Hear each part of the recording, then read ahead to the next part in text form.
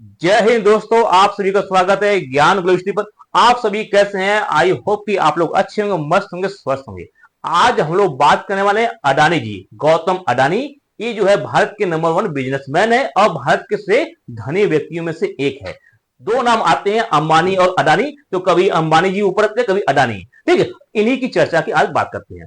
इनके पास बिजनेस की बात करेंगे तो हर प्रकार का बिजनेस है, चाहे अडानी पोर्ट हो, चाहे अडानी एयरपोर्ट हो, ट्रांसमिशन हो, एनर्जी हो, हर क्षेत्र में जो है इनके पास बिजनेस है।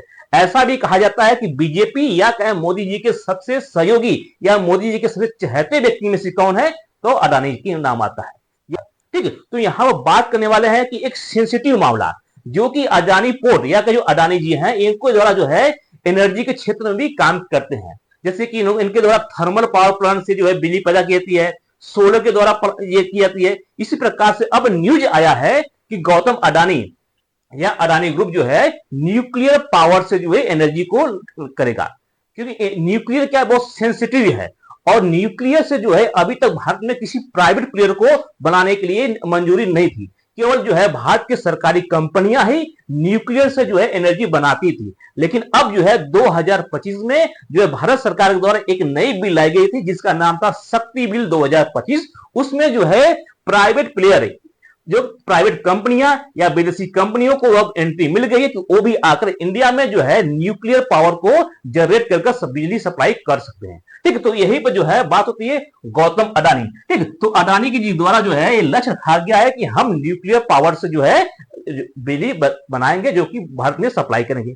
ठीक है, तो इसी में खबर है कि न्यूक्लियर एनर्जी में अडानी की एंट्री और इनका लक्ष्य रखा गया है कि 2035 तक जो है 10 गीगावाट तक बिजली बनाने की बात होती है। ठीक है, तो यहां पर समझेंगे कि न्यूक्लियर पावर क्या होता है, किस प्रकार से न्यूक्लियर को बनाया जाता है और इसमें क्यों खास है कि न्यूक्लियर पावर और क्यों ये सेंसिटिव बहुत अधिक है। ठीक है, तो आज का टॉपिक में समझिएगा मोस्ट इंपॉर्टेंट है। ठीक है, तो क्या होता है न्यूक्लियर एनर्जी, इसके बारे में समझेंगे और ये क्यों इतना खतरनाक होता है, क्योंकि रेडियो एक्टिव पदार्थ होता है। ठीक है, और जो भारत सरकार द्वारा शक्ति बिल 2025 में लाया गया था, इसी बिल के या कहें इसी विधेयक के माध्यम से जो न्यूक्लियर एनर्जी वाले क्षेत्र में प्राइवेट कंपनियों को एंट्री मिली है। और ऐसा क्यों किया गया इसके बारे में समझेंगे, क्योंकि भारत सरकार का लक्ष्य है कि 2047 तक जो है न्यूक्लियर एनर्जी से 100 गीगा वाट तक बिजली पैदा करने की क्षमता होनी चाहिए। ठीक, ऐसा भारत का लक्ष्य है।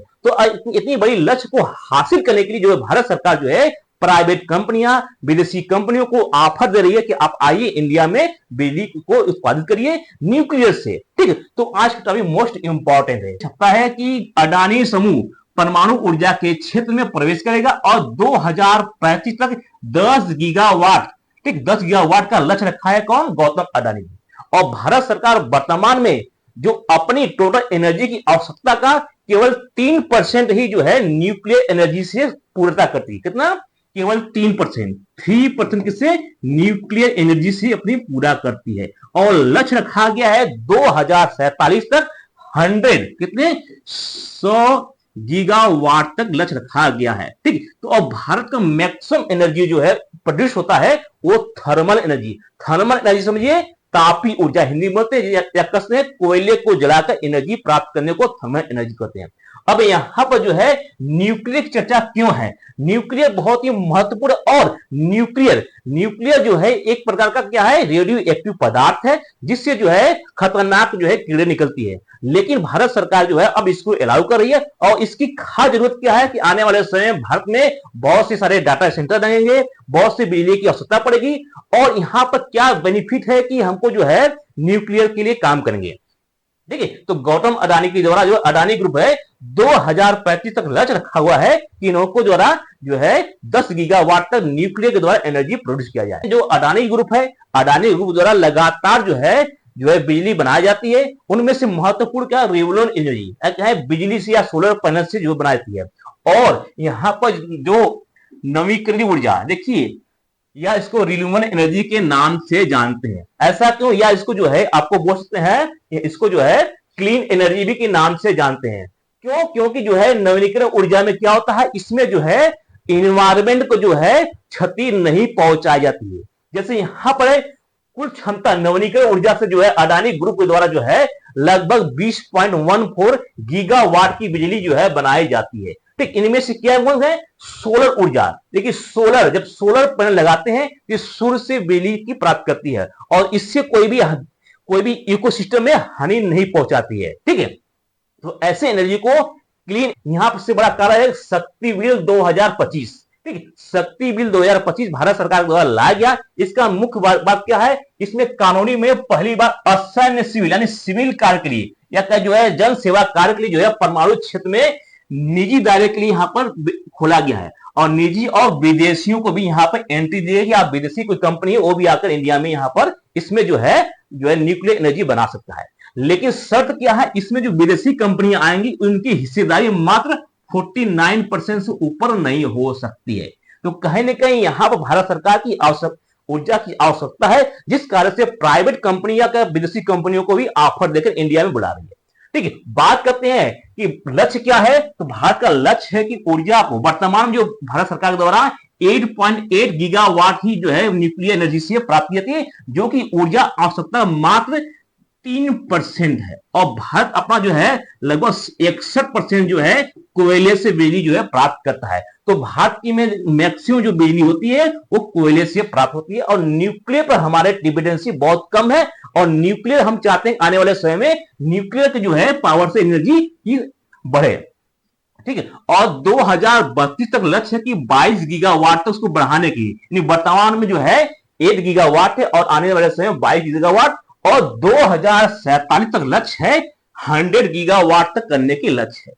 ठीक है, अब इसको कौन रन करता है, देखिए अभी तक जो है जितनी भी न्यूक्लियर पावर है उसको सरकारी कंपनियां ही रन करती है या क्या सरकार के द्वारा ही चलाया जाता है, जिसका नाम है nuclear power corporation of India limited, जिसको एनपीसीआई के नाम से जानते हैं। इन्हीं के पास ये सारे काम होती है। अब देखिए जब 100 गीगावाट का लक्ष्य रखा गया है और 100 गीगावाट के लक्ष्य को प्राप्त करने के लिए कितना खर्च आएगा, तो लगभग जो है 15 लाख करोड़ का खर्च आ रहा है। यहां पर देखेंगे बजट बहुत ही अधिक है, यानी अगर आपको 100 गीगावाट का लक्ष्य रखना है तो कम से कम 15 लाख करोड़ का खर्च करेंगे। भारत सरकार जो 2025 में जो न्यूक्लियर पर खर्च कितना की, मात्र 20,000 करोड़ का ही खर्च की। इस हिसाब से देखेंगे तो भारत सरकार के पास जो है पैसा कम है, लेकिन न्यूक्लियर एनर्जी की आवश्यकता है। तो भारत सरकार ने क्या किया, इसमें प्राइवेट कंपनियों को घुसाना शुरू कर दिया। क्या प्राइवेट कंपनी के द्वारा ऊर्जा को आवश्यकता को पूर्ति को किया गया, जिनमें से विदेशी कंपनियों को भी रखा गया है। ठीक है, तो भारत सरकार अपने जो न्यूक्लियर पावर उसको पाने के लिए जो है विदेशी कंपनियों को भी अब एंट्री दी, या कहें जो भी प्राइवेट कंपनी है न्यूक्लियर पावर है तो वो भी बना सकते हैं, क्योंकि यहां पर बजट में क्या है लगभग 15 लाख करोड़ की पैसा चल रहा है और 15 लाख करोड़ भारत सरकार के पास नहीं है।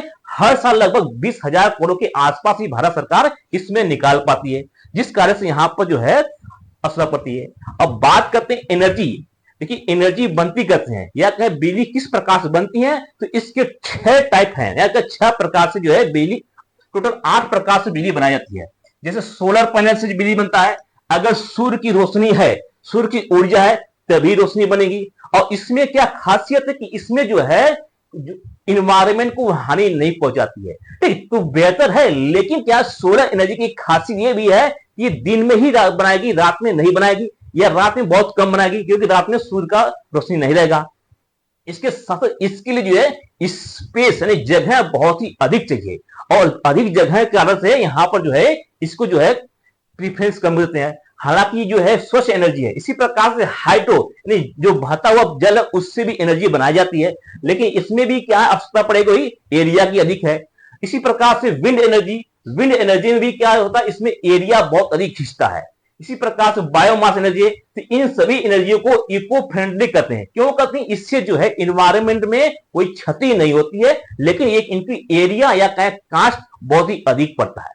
ठीक, इसी प्रकार से अन्य मॉडल क्या है, जियोथर्मल की एनर्जी प्राप्त करते हैं, यानी धरती गर्म है उसके द्वारा प्राप्त करते हैं। दूसरा है टाइटल पावर, यानी जो है ज्वार भाटा से बिजली प्राप्त की जाती है, लेकिन ये सब जो है इंडिया में बहुत कम है। ठीक है, और सबसे ज्यादा जो इंडिया में एनर्जी प्राप्त की जाती है वो थर्मल पावर। क्या है थर्मल पावर क्या है, कोयले या गैस की भाप से टरबाइन घुमाकर की जाती है। और भारत जो है ये जो है आपको थर्मल पावर से जो है 61% जो है अपनी आवश्यकता की पूर्ति करता है। और बात करते हैं सोलर एनर्जी से, तो सोलर एनर्जी से 8% और विंड एनर्जी से लगभग 5 से 6% एनर्जी प्राप्त करता है। तो कहीं ना कहीं भारत का जो एनर्जी सेक्टर है, जो डिपेंडेंसी है किसमें, थर्मल पर, कोयले पर है। और कोयले में खासियत क्या है कि कोयला जलेगा तो कास्टली भी होता है, इसके साथ एक चीज जगह भी चाहिए, जगह के साथ साथ जो है इन्वायरमेंट इससे नुकसान होता है। तो सबसे ज्यादा इन्वायरमेंट में कोई इफेक्ट डालता है वो थर्मल पावर है। बात करते हैं न्यूक्लियर एनर्जी, तो न्यूक्लियर एनर्जी जो है लगभग जो है आपको क्लीन एनर्जी की पास है, या क्लीन एनर्जी के कम करता है। ठीक, और इसमें क्या होता है कि जो 1 ग्राम, समझिए 1 ग्राम न्यूक्लियर एनर्जी है, या कहें 1 ग्राम जो है यूरेनियम है, क्योंकि इसमें यूज होता है यूरेनियम, तो 1 ग्राम यूरेनियम होता है, और 1 ग्राम एनर्जी से जितना बिजली पैदा होगा वो लगभग जो है 4000 कोयला जलाने पर ही प्राप्त होगा। इसका मतलब कि आप कोयले को 4000 केजी किलोग्राम जो है कोयला जलाकर जितना बिजली प्राप्त करेंगे, उतना मात्र 1 ग्राम, कितना, 1 ग्राम जो है यूरेनियम जलाकर प्राप्त करेंगे। समझिए, मान लीजिए कि ये आपका यूरेनियम है, इतने यूरेनियम से जो है आप जो है एक बड़े शहर को जो है सप्लाई कर सकते हैं, और उतने इस पूरे शहर को सप्लाई करने के लिए जो है अब बात करें कोयला, तो कोयले की बहुत ही अधिक आवश्यकता पड़ती है। या कहें 1 किलो यूरेनियम जो है आपके छोटे मोटे शहर को बहुत ही अधिक बिजली और कई महीनों तक देता है। लेकिन वही बात कोयला आ गए, तो कोयला करेंगे तो कोयला बहुत अधिक खर्च पड़ता है, जिस कारण से न्यूक्लियर एनर्जी पर शिफ्ट होना बेहतर होता है। इससे जो है इन्वायरमेंट भी शुद्ध होता है और जगह बहुत कम घिसता है। कहीं पावर प्लांट लगा दिए बस उसमें घिसता है। ठीक है, तो यहां पर बांटेंगे तो परमाणु ऊर्जा इतना महत्वपूर्ण क्यों है, क्योंकि बहुत ही अधिक है, क्योंकि इसमें जो है कार्बन शून्य ऊर्जा होता है, यानी यहां पर कार्बन का उत्सर्जन नाम मात्र होता है, और ये लगातार 24 घंटे काम करेगी और स्वच्छ और विश्वसनीय बिजली को उत्पन्न करेगी। इसके साथ अब निरंतर कंटिन्यूअस 24 आवर्स, यानी कि लगातार 24 घंटे और 7 दिन इससे बिजली पैदा कर सकते हैं। इसके साथ इस पर कोई भी चाहे मौसम का प्रभाव, कोई भी प्रभाव नहीं पड़ता है। लेकिन इसी स्थान पर अगर सोलर या पवन ऊर्जा हो तो यहां पर जो है मौसम का प्रभाव पड़ता है। मान लीजिए सोलर पैनल लगाए, अगर वहां मौसम खराब हो गया, आंधी तूफान हो गया या बरसात हो गया, तो डैमेज की संभावना अधिक है। तो यहाँ पर जो है बिजली को जो है उत्पादन में बाधा हो सकती है, लेकिन यहाँ पर अगर हम न्यूक्लियर एनर्जी करते हैं तो यहाँ पर बाधाएं कम होती है। इसके साथ स्वच्छ और हरित ऊर्जा के रूप में काम करती है। ठीक है, इसके साथ साथ कम भूमि, क्योंकि न्यूक्लियर पावर लगाने की ज्यादा भूमि नहीं चाहिए कंपेरिजन टू सोलर या विंड एनर्जी। सोलर एनर्जी और विंड एनर्जी में जो है आपको जगह बहुत अधिक चाहिए, लेकिन यहाँ पर कम चाहिए। इसके बाद ऊर्जा, यहाँ उच्च ऊर्जा, यानी यहाँ पर न्यूक्लियर में जो है क्या होता है, बहुत ही हाई ऊर्जा की यहाँ पर काम होती है, या कहें बहुत हाई ऊर्जा से काम होता है, जिस कारण से जो आने वाले समय जो बिजली की आवश्यकता उसको पूरी की जाती है। ठीक इसी प्रकार से यहाँ पर ऊर्जा सुरक्षा, क्योंकि बहुत से देश में जो है विदेशियों में तेल, क्योंकि हम लोग क्या है जो है तेल या गैस या जो कोयले डिपेंडेंट है। आपको मालूम होगा कि इंडिया जो है कोयला इंपोर्ट करता है रसिया से, ऑस्ट्रेलिया से, इंडोनेशिया से, इन सभी पर डिपेंड है। और हमारे पास जो है यूरेनियम नहीं है, लेकिन आने वाले समय में हमारे पास थोरियम, और हमारे वैज्ञानिकों ने सेकेंड स्टेज पार का, जिसको फास्ट ब्रीडर के नाम जानते हैं, आने वाले समय में लगभग 15 से 20 साल में हम लोग थोरियम से बिजली बना लेंगे, और थोरियम हमारे पास जो है प्रचुर मात्रा में उपलब्ध भी है। ठीक है, तो इन सभी रीजन से कारण जो है हर देश चाहता है कि अब हम परमाणु ऊर्जा पर शिफ्ट हो, और इससे होगा जब परमाणु ऊर्जा शिफ्ट होंगे तो कोयले पर डिपेंडेंसी कम होगी, और कोयला कम जलेगा तो आपको जो है इन्वायरमेंट का तापमान जो बढ़ा वो भी कम बढ़ेगा, क्योंकि कहीं ना कहीं बिजली पैदा करने से जो थर्मल पावर से जो इन्वायरमेंट में कार्बन डाइऑक्साइड छोड़ता है, जिस कारण से ग्रीन एनर्जी पर क्या प्रभाव पड़ता है। ठीक, बात करते हैं किस प्रकार से न्यूक्लियर काम करता है, तो न्यूक्लियर फ्यूजन किस प्रकार से काम करता है। देखिए न्यूक्लियर फ्यूजन ये क्या है, आपका यूरेनियम की छड़ है, किसका है, यूरेनियम की यहाँ पर छड़ लगा, यूरेनियम का सिंबल यूआर होता है। ठीक, यूरेनियम का छड़ है, और होता है कैसे, यहां से जो है जल का जो भेजते हैं वाटर को, और वाटर जैसे यहाँ पर आता है तो वाटर के साथ साथ यहाँ पर जो कंडक्शन लगा हुआ है इसको बोलते हैं प्रेशराइज्ड वाटर, और इसमें जो होता है हॉट वाटर, यानी यहाँ पर गर्म वाटर होता है, और जैसे इसमें वाटर आता है इसमें गर्म वाटर होता है, और गर्म वाटर से यहाँ पर जो है भाप बनकर, क्या स्टीम बनकर, भाप बनकर आगे बढ़ता है, इसको स्टीम को भाप बोलते हैं। और भाप जैसे ही आगे आएगा तो यहाँ पर एक टरबाइन होगा, क्या होगा, टरबाइन जो भाप प्रेशर से या भाप के दबाव से यहाँ प्रेशर से टरबाइन घूमेगा, और जैसे ही टरबाइन घूमेगा तो यहाँ पर जनरेटर होगा, और जनरेटर में क्या है, इलेक्ट्रिसिटी बन गया। ये यहाँ पे टरबाइन घुमाने के लिए यहाँ पे कुल काम हो रहा है, कि यहाँ पर पानी भेजेंगे, पानी गर्म होगा और यहाँ पर जिससे यहाँ पर कंट्रोल रॉड या यूरेनियम को गर्म करेंगे या हीट यहाँ होगा तो ये पानी को गर्म करेगा और पानी जो है वेपर बनकर जो है आएगा और टरबाइन को यहाँ पर क्या घुमा देगा और टरबाइन घूमेगा तो यहाँ पर जनरेटर से यहाँ जनरेटर होगा और जनरेटर से बिजली सप्लाई होगा और बिजली से जो है आपको हाई टेंशन के थ्रू जो है आपको गांव शहर में बिजली सप्लाई होती है। और जो यहाँ पर वेपर से जो पानी जल बना फिर दोबारा इस जल के टंग में आएगा और ये कहानी लगातार होती रहेगी। और यानी यहाँ पर देखेंगे तो लगातार इस प्रकार की प्रक्रिया होती रहती है। तो होता क्या, पहले यूरेनियम फ्यूजन होता है, यानी यूरेनियम का विखंडन कराएंगे, उसमें जो है हीट का एग्जॉशन होगा, हीट के एग्जॉशन के पश्चात जो है स्टीम जनरेट होगा, यानी यहाँ पर भाप बनेगा, भाप से जो है टरबाइन घूमेगा, टरबाइन क्या स्पिन होगा, टरबाइन घूमेगा और टरबाइन घूमने से जो है इलेक्ट्रिसिटी जो है प्रोड्यूस होगा और यही इलेक्ट्रिसिटी जो है आपके पावर ग्रुप में आपके शहर में या आपके घरों तक पहुंचती है। तो ये प्रक्रिया होती है, चाहे आप कोयले से बनाए, चाहे कोयले से बनाए, चाहे न्यूक्लियर एनर्जी बनाए, आपको जो है टरबाइन घुमाना ही पड़ता है। तो टरबाइन के थ्रू या चाहे विंड एनर्जी, ये सभी जो है आपको टरबाइन को घुमाने के पश्चात होता है। केवल सोलर एनर्जी में टरबाइन नहीं होता, बाकी जो भी आपको एनर्जी प्राप्त हो, चाहे हाइड्रोजन से हो, चाहे आपको ज्वार भाटा से हो, इन सभी में क्या टरबाइन को ही घुमाया जाता है और टरबाइन घूमने के पश्चात जो है आपको जनरेट होता है बिजली और इसी को जो है पूरे शहर में सप्लाई की जाती है।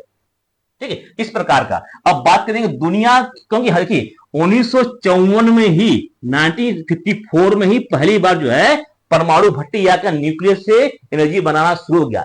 तो आप समझते हैं 1954 से लेकर अब तो देखेंगे लगभग आपको 70 से 75 साल हो गया न्यूक्लियस से जानते हुए कि न्यूक्लियस से एनर्जी बना सकते हैं। तो दुनिया इस पर क्यों पीछे थी या दुनिया इस पर क्यों नहीं बना रही थी? अब ऐसा क्या हो रहा है कि दुनिया चाह रही कि हमको न्यूक्लियर एनर्जी से बनाए। देखिए इसमें पीछे क्या दो कारण है, करीब 3 दशक से इसमें जो है परमाणु ऊर्जा से लोग धीमा काम कर रहे थे।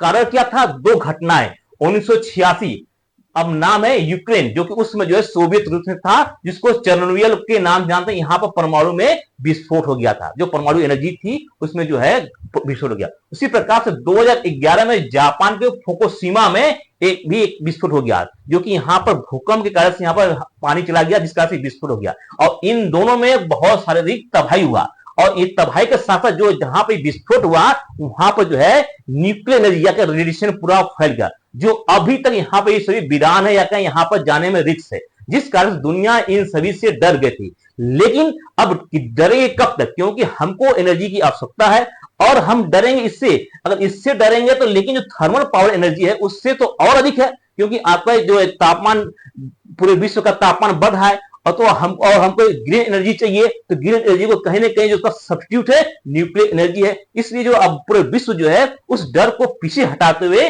अब फिर से दोबारा से न्यूक्लियर एनर्जी पर ज्यादा फोकस कर रही है। अब वर्तमान में करेंगे तो विश्व में जो है पूरे एनर्जी का लगभग 9% जो है न्यूक्लियर एनर्जी से प्रोड्यूस होता है और इंडिया जो है अपनी न्यूक्लियर एनर्जी का मात्र 3% ही करता है।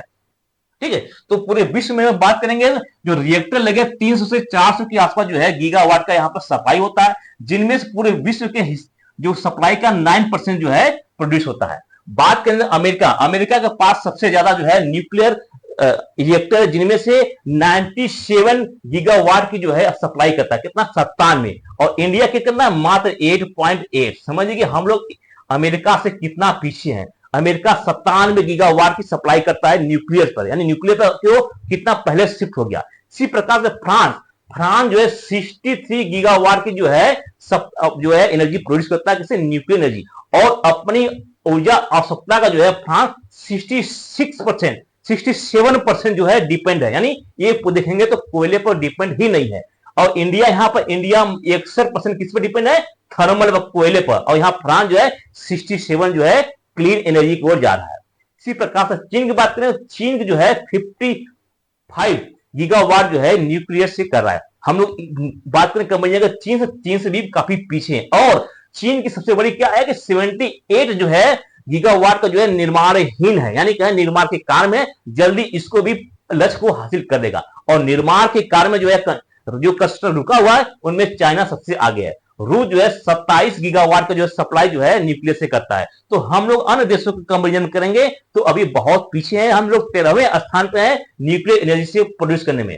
ठीक है, अब दुनिया को लक्ष्य में 80 गीगावाट में जो बात है, इनमें से आधे से अधिक जो है चाइना को बना गया। और चाइना का जो है रिकर्षण है, इसके साथ साथ बात करें भारत में, तो भारत में 25 परमाणु ऊर्जा केंद्र है और उनमें से जो है 8.7 जो है गीगावाट ही प्राप्त होता है, और जो कि हमारा लक्ष्य रखा गया है कि हम 100 गीगावाट को पाने के लिए 2047 तक है। न्यूक्लियर एनर्जी है या तो यूरेनियम है, पूरे विश्व का मात्र 1% यूरेनियम है और यूरेनियम से न्यूक्लियर एनर्जी बनता है। ठीक है, तो जिस प्रकार से हमको लक्ष्य हासिल करना है उनमें हम कहीं ना कहीं बहुत ही अभी पीछे हैं। ये क्या चीन का, ये इंडिया का, ठीक है, ये चीन है, ये इंडिया का। तो चीन जो है कोयले से आपको 62% है और इंडिया कितना 61% है। तो इंडिया और चाइना का देखेंगे कोयले से जो है लगभग बराबर हिस्से में है। उसी प्रकार से बात करेंगे न्यूक्लियर से, तो न्यूक्लियर जो है चाइना लगभग 5% के आसपास है, इंडिया जो है मात्र 2 के आसपास है। तो हमारा और चाइना का जो है आसपास ही है, लेकिन चाइना के पास कंपनियां अधिक है और चाइना जो है जो इलेक्ट्रिसिटी बहुत ही अधिक प्रोड्यूस करता है। देखिए हम लोग 2% कितने पर, 8.8 पर केवल 2% है, और यहां पर जो है 4% कितने पर, 57 पर। तो हमसे जो है कंपैरिजन में जो है चाइना बिजली अधिक पैदावार करता है, इसलिए उसका जो है परसेंटेज में सेम लगेगा, लेकिन उसके पास जो है क्षमता अधिक है और इसका जो है न्यूक्लियर एनर्जी जो है अभी जो है बीच में कंस्ट्रक्शन रुका हुआ है, या कि आने वाले समय में वो लगभग जो है 80 गीगावाट जो है न्यूक्लियर से आ जाएगा। तो आने वाले समय में जो है चाइना सबसे आगे हो जाएगा न्यूक्लियर से एनर्जी प्राप्त करने में। ठीक है, और बात करते हैं आगे कि टॉप 10 कौन सी कंट्री जिसके पास न्यूक्लियर है या क्या यूरेनियम है। तो देखिए सबसे टॉप 10 कंट्री जो न्यूक्लियर पावर है, तो यूनाइटेड स्टेट नंबर 1 पर है, दूसरे पर चाइना है, तीसरे पर फ्रांस है और चौथे पर रशिया है। ठीक है, और इंडिया क्या है आपको छठे नंबर से जो कि न्यूक्लियर एनर्जी में, और भारत के पास टोटल 21 रिएक्टर है, रिएक्टर से जो है आपको न्यूक्लियर एनर्जी प्राप्त की जाती है। ठीक है, अब बात करने के पूरे विश्व में तो आपको 438 है, जिनमें से 80 जो है आपको अंडर कंस्ट्रक्शन है, और आने वाले अंडर कंस्ट्रक्शन सबसे अधिक किसके पास है, चाइना के पास है। आने वाले चाइना जो का लक्ष्य है कि उसको पूरा करेगा, और इस लक्ष्य पूरा करते हैं उसके पास जो है लगभग 125 गीगावाट का जो है क्षमता हो जाएगा। ठीक है, कितना 125 दोनों जुड़ेंगे, लगभग 125 का जो है ये अपनी अंडर कंस्ट्रक्शन है, आने वाले समय इसको ही पूरा कर देगा। 124.9 लगभग 125 का। और इंडिया का लक्ष्य क्या है, 2032 तक जो है 22 गीगावाट और 2047 तक 100 गीगावाट। तो हम लोग चाइना से अभी बहुत पीछे हैं। चाइना इस लक्ष्य को मात्र 2030 तक इसको पा जाएगा और 2047 तो कितना आगे चलाएगा इसका अनुमान अभी नहीं है। और इंडिया 2047 रख ही दिया है कि हम 100 गीगावाट तक प्राप्त करेंगे। तो हम चाइना या अन्य देशों के कंपेरिजन में बात करेंगे तो वही हम लोग बहुत पीछे हैं। ठीक है, अब बात करते हैं कि किस योजना का शुरू जो है शक्ति बिल के कारण जो है भारत में प्राइवेट कंपनियों को जो है या क्या निजी कंपनियों को न्यूक्लियर एनर्जी बनाने के लिए यहां पर काम मिला या क्या छूट मिला है, जिनमें से विदेशी भी कंपनियां आ सकती हैं, लेकिन विदेशी कंपनियां का उनका शेयर जो है 49% से ज्यादा नहीं होगा।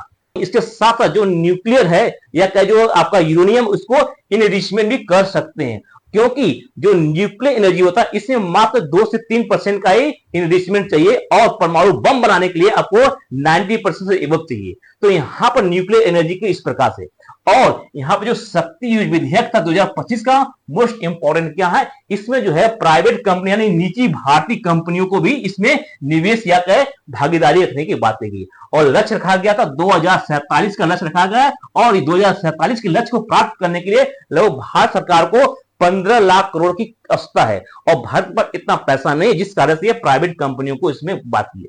और ध्यान रहेगा कि इसको निगरानी के देने के लिए, क्योंकि प्राइवेट कंपनियां काम कर रही है यूरेनियम, और यूरेनियम क्या रेडियो एक्टिव और सेंसिटिव है, और उसको लीकेज हो गया या कुछ गड़बड़ हो गया तो विधेयक बना। इस विधेयक में AERB का गठन किया गया। किसका नाम है, एटॉमिक एनर्जी रेगुलेशन बोर्ड। इसमें क्या होगा, ये जो है जिन कंपनियों को जो है न्यूक्लियर का लाइसेंस देगा उसकी जांच करेगा और उसको समय समय पर निगरानी करेगा। तो ऐसा ना हो कि जो इन्वेस्टमेंट हो रहा है वो सही हो रहा है, ऐसा ना हो कि ये कहीं ऐसा कि विदेशी या कहें किसी अन्य को सप्लाई करें, ऐसा नहीं कि आतंकवाद को सप्लाई करें। तो ये हमेशा जांच करेगी। भारत के द्वारा एक ये संवैधानिक दर्जा बनाया गया जो कि इसी के द्वारा अंडर में लाइसेंस प्राप्त करेंगे, किस प्रकार से परमाणु भट्टी बनाना, ये सभी काम इसके अंडर होगा या ये जो है देखरेख करेगा। ठीक है, और इसका गठन कब हुआ था, इसका गठन जो है 15 नवंबर 1983 को गठन हुआ, जिसको नाम एटॉमिक एनर्जी एक्ट 1962 के तहत भारत के राष्ट्रपति द्वारा इसका गठन किया जा रहा है।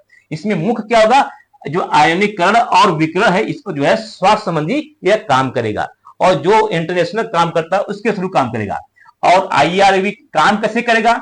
तो काम करने करेगा, और काम करने किस प्रकार से होगा?